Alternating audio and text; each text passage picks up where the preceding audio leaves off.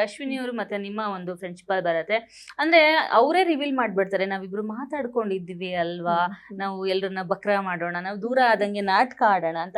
ಇದು ಕೂಡ ಕಂಟೆಂಟಾ ಅಥವಾ ನೀವು ಅದನ್ನ ಮೈಕ್ ತೆಗ್ದಿಟ್ಟು ಮಾತಾಡಿದ್ರಲ್ವಾ, ಸೊ ಅದ್ ಏನು ನಿಮ್ಗೆ ಮೈಕ್ ತೆಗ್ದಿಟ್ಟಿದೀವಿ ಅಂತ ಗೊತ್ತಿದ್ದು ಮಾತಾಡಿದ್ರಂತ.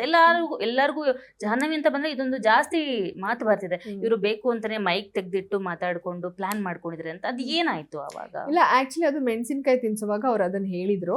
ಅವಾಗ ನಾವು ಮಾತಾಡ್ಕೊಂಡಿದ್ ನಿಜ, ಅದು ಮೈಕ್ ತೆಗ್ದೇ ಮಾತಾಡ್ಬೇಕು ಅಂತ ನಾವು ಮಾತಾಡಿದ್ದಲ್ಲ. ನಾವು ಮೈಕ್ ಬಿಚ್ಚಿಟ್ಟು ಚೇಂಜಿಂಗ್ ರೂಮಿಗೆ ಹೋಗ್ತೀವಿ, ಒಬ್ರು ಹೆಲ್ಪ್ ಮಾಡ್ಕೊಳ್ಬೇಕಾಗತ್ತೆ, ಬ್ಯಾಕ್ ಹುಕ್ ಎಲ್ಲ ಇದ್ದಾಗ ಅಂತ.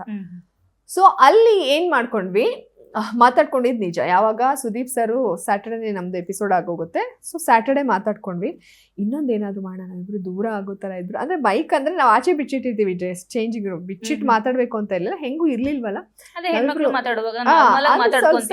ಲೇಟ್ ಆಗಿರ್ತೀವಿ ಡ್ರೆಸ್ ಚೇಂಜ್ ಮಾಡುವಾಗ.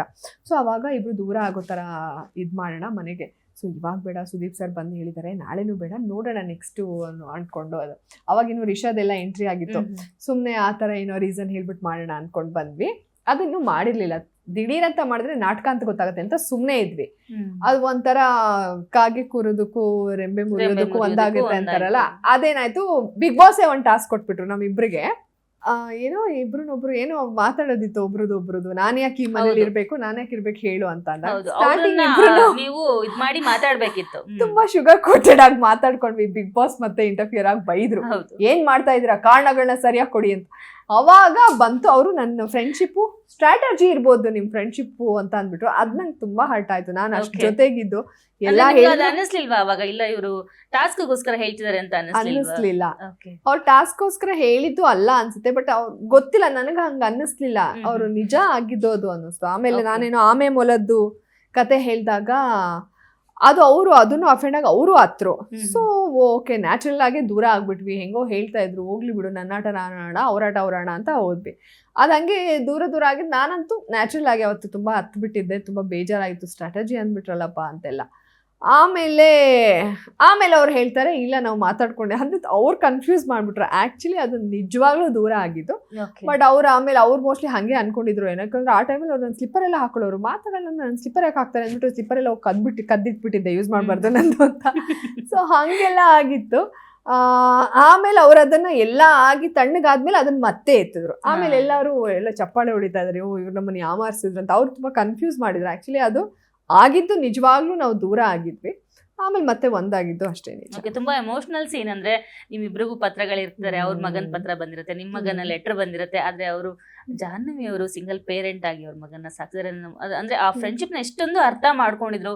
ಅವರ ಮಗನ ಪತ್ರವನ್ನ ತ್ಯಾಗ ಮಾಡಿ ನಿಮ್ಗೆ ಅವಕಾಶ ಮಾಡ್ಕೊಡ್ತಾರೆ. ಆ ಮೂಮೆಂಟ್ ಹೇಗಿತ್ತು? ನಿಜ, ಸೋ ಸ್ವೀಟ್ ಆಫ್ ಅವರ್. ಅದು ಆಕ್ಚುಲಿ ಫಸ್ಟ್ ನಾನು ಹೇಳ್ತೀನಿ, ನೀವೇ ತಗೊಳ್ಳಿ ಪತ್ರ ಅಂತ. ಯಾಕಂದ್ರೆ ಪರವಾಗಿಲ್ಲ, ನನಗೆ ನನ್ನ ಮಗಂದು ಸ್ವಲ್ಪ ಕಾಣೋದಲ್ಲ. ಫಸ್ಟ್ ಬ್ಲರ್ ಲೆಟರ್ ಕಳಿಸ್ತಾ ಇದ್ರು, I love you, I miss you ಅಂತ ಹೇಳ್ಬಿಟ್ಟು ಕಳ್ಸಿದ. ಅದು ಕಾಣಿದೆ ಒಂದು ಗಿಲ್ಲಿ, ಐ ಲವ್ ಯು ಅಮ್ಮ, ಐ ಮಿಸ್ ಯು ಅಮ್ಮ, ನೋಡಿ ನಿನ್ ಮಗ ಬುದ್ಧಿವಂತ ಸರಿಯಾಗಿ ಕಳ್ಸಿದಾನೆ, ಕಾಣಿಸ್ತಾ ಇದೆ. ನಮ್ಮ ಮನೇಲೆಲ್ಲ 2 ಪೇಜ್ ಬರ್ದಿದ್ದಾರೆ, ಕೋಳಿ ಇದಂಗೆ ಕಿತ್ಕಿದ್ದಾರೆ, ಅದೇನೋ ಕಾಣ್ತಾನೆ ಇಲ್ಲ ಅಂತೇಳಿ ಜೋಕ್ ಮಾಡಿದ್ದ. ನನಗೆ ಅಷ್ಟು ಬರ್ದಿದ್ದಾನಲ್ಲ, ಸಾಕು, ಅದೇ ಸಾಕು ಅನ್ನೋ ಥರ ಸುಮ್ಮನೆ ಇದ್ದೆ. ಸೊ ನೀವು ತಗೊಳ್ಳಿ ಅಂತ ಅಂದ್ರು ಅವರು. ಇಲ್ಲ, ನನ್ನ ಮಗನಿಗೆ ತಂದೆ ಪ್ರೀತಿನಾದ್ರೂ ಇದೆ ಅಂತೆಲ್ಲ ಹೇಳಿದಾಗ ನಾನು ಅಲ್ಲೂ ಅಷ್ಟೇ ತುಂಬ ಡ್ರಾಮಾ ಮಾಡೋಕ್ಕೆ ಹೋಗಲಿಲ್ಲ. ನನ್ನ ಮಗ ಸ್ವಲ್ಪ ಚಿಕ್ಕವನಲ್ವಾ, ಅವ್ರು ಹೇಳಿದ್ದು ಹೌದು, ಯಾಕಂದ್ರೆ ನನಗೆ ಅಮ್ಮ ಮಗ ಇಬ್ಬರೇ ಇದ್ರು ಅಂಥೇಳಿ ಓಕೆ ನಾನು ತೊಗೊಂಡೆ. ತುಂಬ ಖುಷಿ ಆಯಿತು. ನಿಜ, ಆ ಥರದ್ದು ತುಂಬ ಇದೆ ಅಶ್ವಿನಿ ಅವ್ರ ಹತ್ರ. ಎಷ್ಟೋ ಸಲ ಅವ್ರಿಗೆ ಜನ್ಮಿನಾಗ ಅನಿಸ್ದಾಗ ಉತ್ತಮ ನನಗೆ ಕೊಡೋದಿರ್ಬೋದು, ನಾವಿಬ್ಬರು ಮಾತಾಡದೇ ಇದ್ದಾಗ್ಲೂ ನಾನು ಬೇರೆ ಟೀಮಲ್ಲಿ ಇದ್ದಾಗ ಕ್ಯಾಪ್ಟನ್ಸಿ ರೇಸಿಗೆ ವೋಟ್ ಹಾಕೋದಿರುತ್ತೆ ಅವರು, ಜಾಹ್ನವಿ ಅವ್ರು ಬರಲಿ, ಅವ್ರು ಆಟ ಆಡಿದ್ದಾರೆ, ಟಾಸ್ಕ್ ಆಡಿದ್ದಾರೆ ಅಂತ ಎಲ್ಲೂ ನನ್ನನ್ನು ಬಿಟ್ಕೊಡ್ತಾ ಇರಲಿಲ್ಲ. ಅದೆಲ್ಲ ಅದು ನಿಜವಾಗ್ಲೂ ಅವ್ರಿಗೆ ಮನಸ್ಸಿಂದ ತುಂಬ ಇಷ್ಟಪಡ್ತಾಯಿದ್ರು. ಅದಾದಮೇಲೆ ಈ ಸಲನೂ ಅಷ್ಟೇ, ಗಿಲ್ಲಿ ಟೀಮು ಅಶ್ವಿನಿ ಟೀಮ್ ಮಾಡಿದಾಗ್ಲೂ ಇಲ್ಲ, ಫಸ್ಟ್ ನಾನು ಹೇಳಿದೆ ಅಭಿನ್ ಕಳಿಸ್ಬಿಡಿ ಈ ಸಲ, ನೆಕ್ಸ್ಟ್ ಧ್ರುವಂತ್ನ, ಅಂದರೆ ನಾನು ಹೇಳಿದೆ ಅಂತ ಅವ್ರು ತಗೋತಾರೆ, ನನ್ನ ಅಭಿಪ್ರಾಯನೂ ಅದೇ ಆಗಿತ್ತು.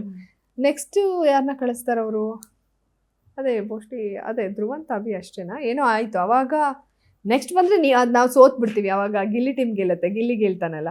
ನೆಕ್ಸ್ಟ್ ಬಂದ್ರೆ ನೀವು ಹೋಗಿ ಅಂದ್ರೆ ಎಲ್ಲೂ ಕೂಡ ಬಿಟ್ಕೊಡ್ತಾ ಇಲ್ಲ. ನಾನು ಹೋಗಿ ಅಂತ ಅಲ್ಲ, ಆಟ ಆಡಿ ನೋಡೋಣ, ಯಾರಿಂದ ಗೆಲ್ತು, ನನ್ನಿಂದ ಗೆದ್ರೆ ನಾನು ಹೋಗ್ತೀನಿ ಖಂಡಿತ, ಇಲ್ಲಾಂದ್ರೆ ಬೇಡ, ಹಂಗೆ ಹೇಳ್ತಾ ಇದ್ದೆ.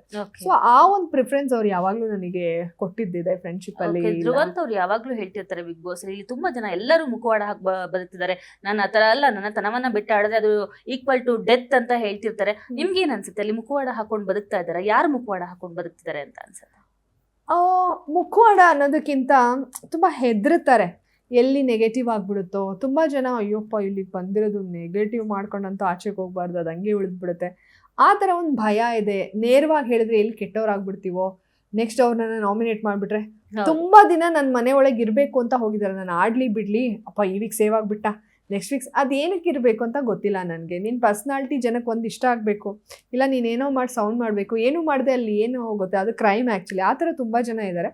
ಮುಖವಾಡ ಅಂತ ಹೇಳೋಕ್ಕಾಗಲ್ಲ, ಅಲ್ಲಿ ಕೆಲವ್ರಿಗೆ ಆಟನೇ ಅರ್ಥ ಆಗ್ತಾ ಇಲ್ಲ, ಏನು ಮಾತಾಡಬೇಕು ಅಂತ ಗೊತ್ತಾಗ್ತಾ ಇಲ್ಲ, ನಾಮಿನೇಷನ್ಗೆ ಏನು ಕಾರಣ ಕೊಡಬೇಕು ಅಂತ ಗೊತ್ತಾಗ್ತಾ ಇಲ್ಲ, ಕನ್ಫ್ಯೂಸ್ ಆಗಿ ಇರೋರು ಇದ್ದಾರೆ, ಕೆಲವ್ರು ಮಾತು ಬರದೇ ಇರೋರು ಇದ್ದಾರೆ, ಕೆಲವರು ಸೇಫ್ ಗೇಮ್ ಆಡೋರು ಇದ್ದಾರೆ. ಮುಖವಾಡ ಅನ್ನೋದಕ್ಕಿಂತ ಹಂಗೆ ಈ ತರದ್ದು ಪರ್ಸನಾಲಿಟಿಗಳಿದ್ದಾರೆ ಅನ್ಸುತ್ತೆ. ಓಕೆ, ನಿಮಗೆ ಪರ್ಸನಲ್ ಆಗಿ ಜೆನ್ಯೂನ್ ಆಗಿ ಯಾರು ಆಡ್ತಿದ್ದಾರೆ ಅಂತ ಅನ್ಸುತ್ತೆ? ಜೆನ್ವಿನ್ ಆಗಿ ಆಡ್ತಾ ಇರೋದಾ? ಅಶ್ವಿನಿ ಅವರು ಜೆನ್ವಿನ್ ಆಗಿ ಆಡ್ತಾ ಇರೋದು, ಯಾಕಂದ್ರೆ ಟ್ರಾನ್ಸ್ಪರೆಂಟ್, ಏನಿದ್ರು ಬಟ ಅಂತ ಹೇಳಿ ಕೆಟ್ಟವರಾಗಿ ಏನೇನೋ ಮಾಡ್ಕೋತಾರೆ. ಜೆನ್ವಿನ್, ಅದು ಗೊತ್ತಾಗಿದೆ ಜನಗಳಿಗೂ, ಖಂಡಿತ ಗೊತ್ತಾಗಿದೆ. ಸೊ ಸ್ಮಾರ್ಟ್ ಆಗಿ ಎಲ್ರು ಆಡ್ತಿದ್ರು, ಇನ್ನು ಜೆನ್ವಿನ್ ಆಗಿ ಇನ್ಯಾರು ಆಡ್ತಾ ಇಲ್ಲ. ಓಕೆ, ಯಾರು ಆಡ್ತಾ ಇಲ್ಲ.